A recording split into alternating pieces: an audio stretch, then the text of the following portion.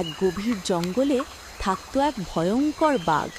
সে ছিল খুব শক্তিশালী, কিন্তু তার রাগ ছিল বেশি। আর সেই জঙ্গলেই থাকতো এক চঞ্চল ও বুদ্ধিমান বানর। বানরটি সবাইকে সাহায্য করত, তাই সবাই তাকে ভালোবাসত। একদিন বাঘটি খুব ক্ষুধার্ত হয়ে বানরটিকে ধরতে চাইল। বানর বুঝে গেল বিপদ আসছে। সে ভয়ে না দৌড়ে বুদ্ধি ব্যবহার করল। বানর বলল, হে বাঘ রাজা, আমাকে এখন খেলে তুমি ক্ষুধা মেটাতে পারবে না। একটু অপেক্ষা করো, আমি তোমাকে বড় খাবারের ব্যবস্থা করে দিচ্ছি। বাঘ লোভে পড়ে গেল। বানর তাকে নদীর ধারে নিয়ে গিয়ে পানিতে নিজের প্রতিবিম্ব দেখিয়ে বলল, দেখো, আরেকটা বাঘ তোমার খাবার নিয়ে যাচ্ছে।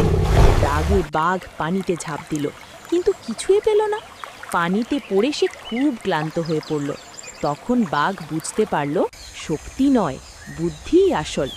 লজ্জিত হয়ে বাঘ বানরের কাছে ক্ষমা চাইল। এরপর থেকে বাঘ আর কারও ওপর অন্যায় করত না।